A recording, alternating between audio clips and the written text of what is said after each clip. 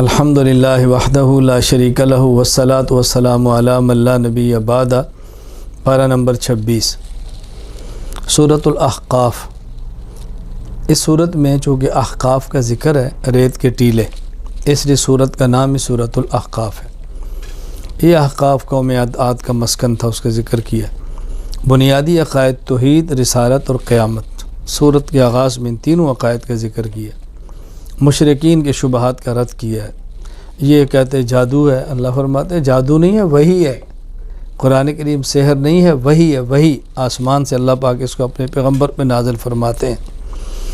اللہ تعالیٰ نے مومنین کی شان بیان کی ہے کہ جو ایمان والے ہیں وہ تو ڈٹ جاتے ہیں، ایمان پر کھڑے ہو جاتے ہیں، استقامت کے ساتھ رہتے ہیں، اللہ پھر ان کی مدد بھی فرماتے ہیں۔ پھر اللہ تعالیٰ نے اس صورت میں قوم عاد کے قصے بیان کر کے اہل مکہ کو ڈرایا، تمہاری تو حیثیت ہی کوئی نہیں۔ قوم عاد کی طاقت دیکھو، قوم سمود کی طاقت دیکھو، آج ان کا نام و نشان نہیں ہے، مٹا کے رکھ دیا اللہ نے۔ تم پیغمبر کی ذات سے مت ٹکراؤ، تباہ و برباد ہو جاؤ گے۔ اس صورت کے آخر میں اپنے پیغمبر کو تلقین، صبر، تسلی دی ہے۔ فاصبر کما صبر اولو العزم، میرے پیغمبر اولو العزم پیغمبر انبیاء جس طرح وہ برداشت کرتے تھے آپ بھی برداشت کریں، اور آپ بھی ڈٹے رہیں، وہ بھی ڈٹ گئے تھے۔ بالآخر انشاءاللہ فتح و نصرت آپ کا مقدر ہوگی۔ سورہ محمد، اس سورت کے شروع میں اللہ تعالیٰ نے اپنے پیغمبر کا نام محمد ذکر فرمایا ہے، اس لیے سورت کا نام ہی محمد ہے۔ اس سورت کا نام قتال بھی ہے، چونکہ اس میں جہاد اور قتال کا بہت بڑا مضمون بیان فرمایا ہے۔ اللہ تعالیٰ نے قرآن کریم میں اپنے پیغمبر کے دو نام ذکر فرمائے، محمد اور احمد، باقی آپ کی صفتیں بیان فرمائیں۔ اس میں شروع میں جہاد اور قتال کا ذکر کیا ہے، قیدیوں کا ذکر کیا ہے، غلاموں کے حقوق بیان کیے ہیں، ان کی آزادی کی بات کی ہے۔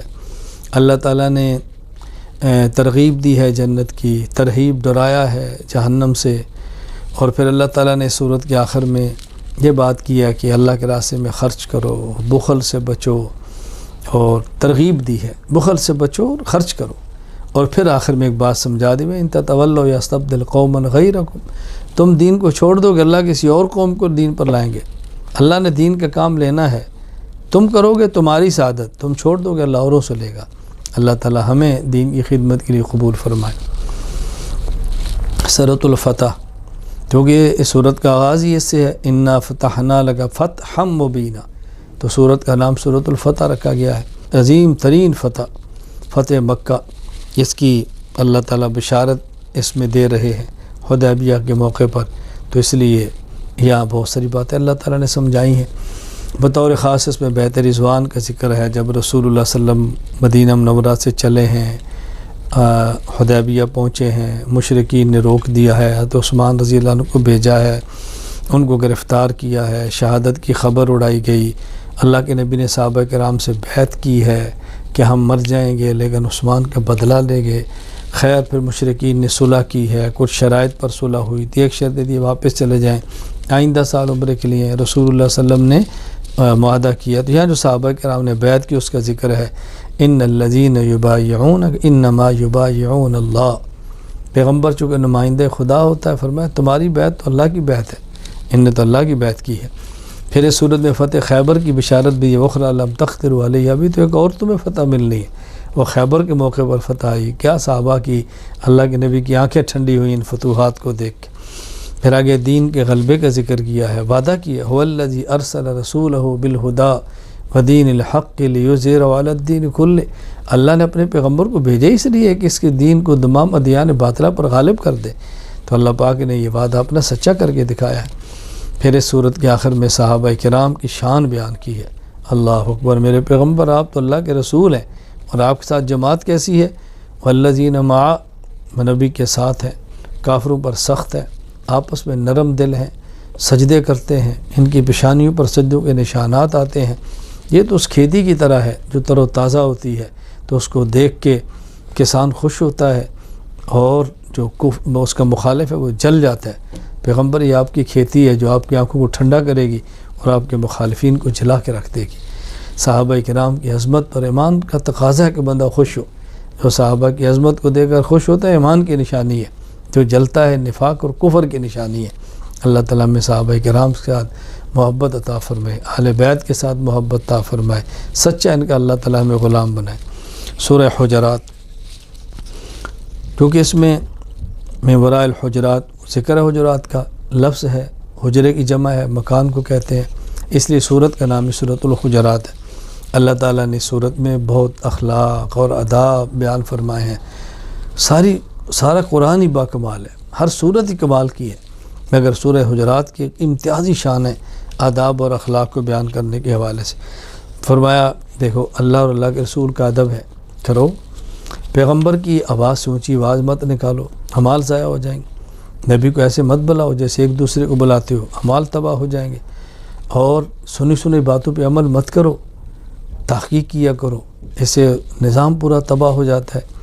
معاشرتی خرابیوں کا پھر ذکر کیا ہے، پھر اس کی بچنے کا ذکر کیا ہے۔ اللہ اکبر، صلح کرو، اس کا اہتمام کرو، ایک دوسرے کا مذاق استہزاء تمسخر مت کرو، اور غیبت مت کرو، ایک دوسرے کو تانے مت دو، ایک دوسرے میں عیب مت نکالو، یہ باتیں سمجھائی ہیں۔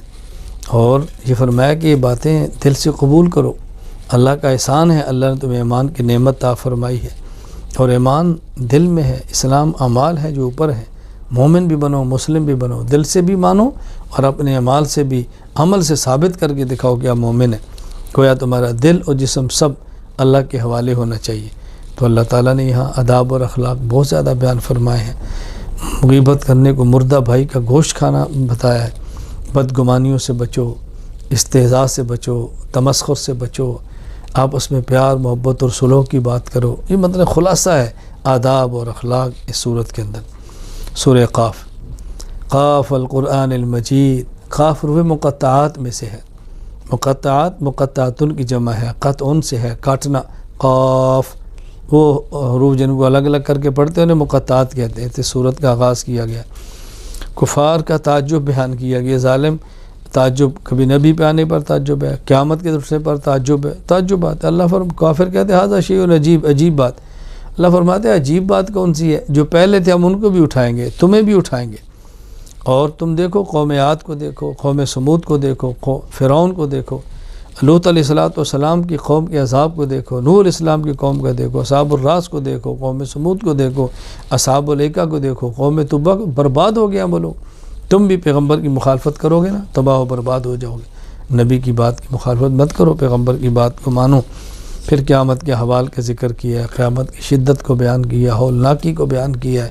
اللہ تعالی ہم سب کو بات سمجھنے کی توفیق عطا فرمائے۔ اور آخر میں رسول اللہ صلی اللہ علیہ وسلم کو فرمایا کہ آپ صبح و شام صبر کرو، اللہ اکبر، ان کی باتوں پہ برداشت کرو، اور میرے پیغمبر آپ تسبیح اور ذکر کے اندر مشغول ہو۔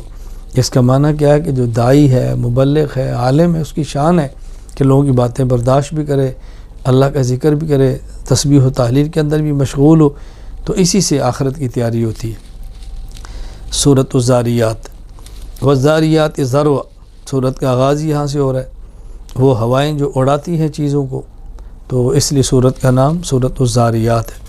یہاں متقین کی اوصاف بیان کی، اللہ اکبر، راتوں کو قیام کرتے ہیں، استغفار کرتے ہیں، آنے والے کو دیتے ہیں، سائل کو بھی نہیں واپس کرتے، محروم کو واپس نہیں کرتے، سائل جو مانگتا ہے اسے بھی دیتے ہیں، اور جو مانگتا ہے لیکن مستحق ہے اسے بھی دیتے ہیں، اس کا بہت زیادہ خیال کرتے ہیں۔